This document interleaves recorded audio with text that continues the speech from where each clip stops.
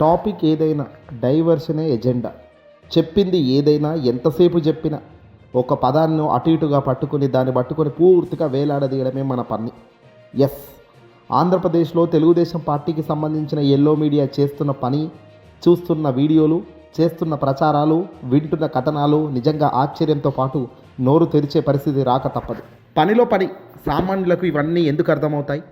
ఎవరు ఏం చెప్తున్నారో అర్థమై అది తెలుసుకునే లోపే డ్యామేజ్ జరిగిపోతూనే ఉంది.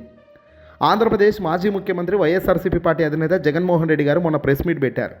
ముఖ్యంగా అమరావతి గురించి చాలా క్లుప్తంగా ఆయన మాట్లాడారు. అలాగే అనేక సబ్జెక్టుల గురించి తాను మాట్లాడారు. అసలు విమానాశ్రయం అంటే భోగాపురం విమానాశ్రయం గురించి తాను మాట్లాడారు. రైతులకు ఎక్కడ ఇబ్బంది జరుగుతుందో తాను మాట్లాడారు. ఆర్థిక పరిస్థితి గురించి తాను మాట్లాడారు. రాష్ట్రం ఎందుకు ఇంత దారుణమైన పరిస్థితికి పోతుందో తాను మాట్లాడారు. కానీ ఎల్లో మీడియా మాత్రం చిత్రీకరించింది, చూపించింది ఇవన్నా లేదు.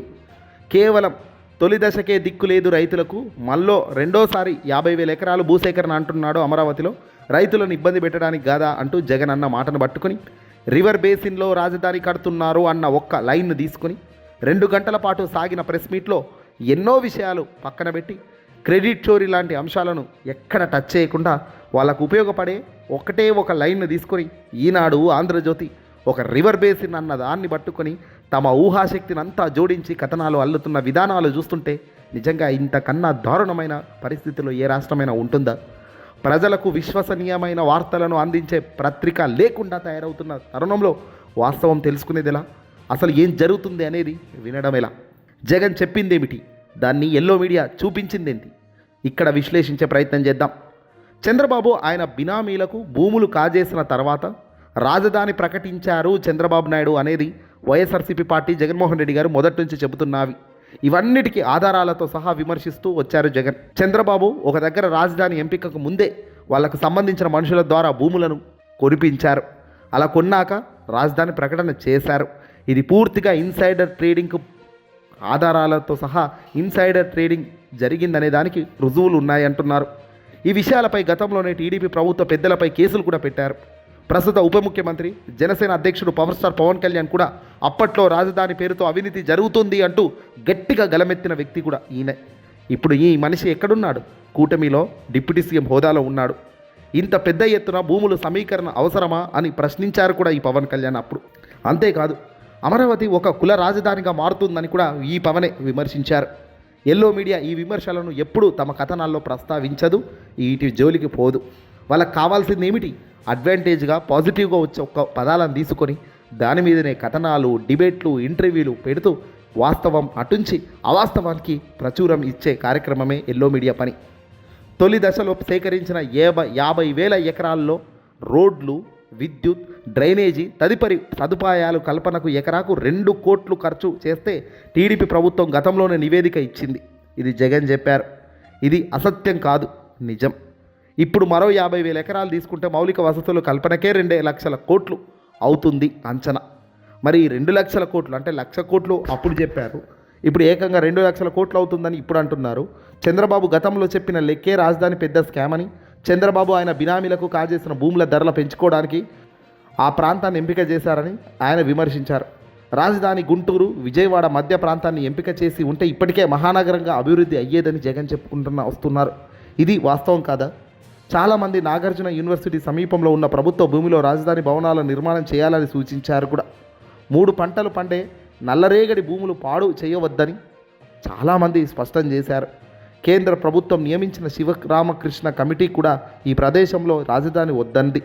అయినా చంద్రబాబు వినలేదు. ఇప్పుడు జగన్ అన్నదేమిటి? చంద్రబాబు రివర్ బేసిన్లో రాజధాని కడుతున్నారు, దీనిపై సుప్రీంకోర్టు కూడా దృష్టి పెట్టాలని ఆయన వ్యాఖ్యానించారు. రాజధాని కోసం ప్రస్తుతం తీసుకున్న 29 గ్రామాల పరిధిలోని భూముల్లో అత్యధికం అటు కృష్ణానదికి, ఇటు కొండవీటి వాగు తదుపరి వాగుల మధ్య ఉన్న ప్రదేశమా. నల్లరేగడి నేల అవ్వడంతో రాఫ్ట్ టెక్నాలజీని అమలు చేస్తున్నామని, పునాదుల నిర్మాణానికి చాలా ఖర్చు అవుతుందని వార్తలు వస్తున్నాయి. దీనిపై ఈనాడు, ఆంధ్రజ్యోతి జగన్ మళ్ళీ విషయం కక్కారు అంటూ నానా చెత్తంతా రాస్తూ వస్తున్నారు.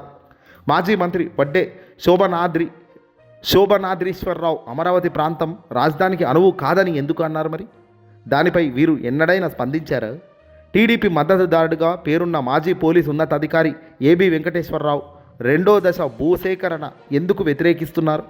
జగన్ రైతుల కష్టాల గురించి, వారికి రిటర్నబుల్ ఫ్లాట్లు ఇప్పటికీ ఇవ్వకపోవడం గురించి ప్రశ్నిస్తే వాటికి సమాధానం లేక రివర్ బేసిన్ అన్న పదాన్ని పట్టుకొని నానా యోగి చేస్తున్నారు. ఈనాడు మీడియా అయితే ఏ ఏ నగరాలు నదులు ఒడ్డున ఉన్నాయో చెబుతూ పెద్ద కథనాన్ని రాసేసింది. అదే టైంలో ఆ నగరాల్లో ఎక్కడైనా వరద ఎత్తిపోసే స్కీములు ఉన్నాయా అన్నది చెప్పలేదు. 1000 కోట్లు ఖర్చు చేసి 3-4 వరద నీటి ఎత్తిపోతు పథకాలను పెడుతున్న నగరంగా అమరావతి కొత్త రికార్డు సృష్టిస్తుందేమో. అంతేకాదు, చదరపు అడుక్కు 9,000 నుంచి 10,000 వరకు ఖర్చు పెట్టడం కూడా మరో రికార్డే ఇక్కడ. జగన్ ప్రభుత్వం విశాఖపట్నం కార్యనిర్వాహక రాజధానిగా ప్రతిపాదించినప్పుడు ఈనాడు మీడియా ఏకంగా సముద్రమే ముందుకు వచ్చేస్తుందంటూ తప్పుడు కథనాలు రాసిందే ఈ ఎల్లో మీడియా. అది విషయం చిమ్మడం కాదా? విశాఖ నగరంలో వరద ఎత్తిపోసే పరిస్థితి ఎక్కడైనా ఉందా? మరి అమరావతిలో ఎందుకుంది? అంటే నేల స్వభావం, భౌగోళికంగా ఉండే పరిస్థితిని బట్టి ఆ ప్రాంతం వరద ముప్పుకు గురవుతుంది. ఈ విషయం చెప్పినంత మాత్రాన పెద్ద తప్పు చేసినట్లు దుర్మార్గంగా ప్రచారం చేయాల్సిన అవసరం ఉందా? ఒక రైతు తన ఆవేదనను వ్యక్తం చేస్తూ గుండెపోటుకు గురై చనిపోతే ఈనాడు, ఆంధ్రజ్యోతి వంటి మీడియా ఒక్క ముక్క కూడా రాయలేకపోయింది ఎందుకు? అమరావతిపై ఏదైనా అభిప్రాయం వ్యక్తం చేసే విషయం కక్కినట్టేనా? నిజానికి ఆంధ్రప్రదేశ్ ప్రజలను, ముఖ్యంగా అమరావతి రైతులను మోసం చేయడానికి ఈ మీడియా ఈ డైవర్షన్ రాజకీయం చేస్తున్నది బహిరంగ రహస్యం కాదా? జగన్ పేరుతో అబద్ధాలు సృష్టించి వదంతులు వ్యాప్తి చేసి అమరావతి రైతులను భయపెట్టే లక్ష్యమే వీరి లక్ష్యమా? అమరావతికి ఏదో అయిపోతుందన్న భ్రమ కల్పించి రైతులను తమ సమస్యల గురించి చెప్పకుండా చేయడానికి కుట్ర జరుస్తున్నారు. జర్నలిజాన్ని తాకట్టు పెట్టి నీచ ప్రాతలు రాయడానికి ఎల్లో మీడియా కంకణం కట్టుకుంది అని పదే పదే రుజువు చేసుకుంటూ పోతూనే ఉంది. చివరికి ఒక మాట, ఎవరు బాధపడినా భవిష్యత్తు నగరంగా అమరావతి అవుతుందని చంద్రబాబు అంటున్నారు. ఆయన చెబుతుంది ఎలా ఉందంటే, ఎందరిని బాధ పెట్టినా ఆయన తన పని పూర్తి చేసుకుంటానని చెప్పినట్లే ఉందని. కొందరు చేస్తున్న వ్యాఖ్యలను కాదనలేం. అవును, నష్టమవుతున్న రైతుల బాధ ప్రభుత్వ పెద్దలకు ఎందుకు పడతాయి? ఏదేమైనా అమరావతి హైదరాబాదో బెంగళూరు అవుతుందా కాదు అనేది మాది. అమరావతి అనేది చిన్న నగరంగా మెల్లిమెల్లిగా అభివృద్ధి చెందితే 50 ఏళ్ళకో 60 ఏళ్ళకో ఓ నగరంగా ఉంటుంది. కానీ మహానగరంగా ఎదగాలన్నా కూడా ఛాన్సెస్ చాలా తక్కువ. మరి పెట్టే ఈ 1,00,000 కోట్లు ఎక్కడికి పోతున్నాయి? అల్టిమేట్గా ఈ పనులకు రూపకల్పన అవుతుందా? వాస్తవ రూపం దాల్స్తుందా? ప్రశ్నార్థకమే. ఈ వీడియోని అసలు లైక్ కొట్టి షేర్ చేయండి.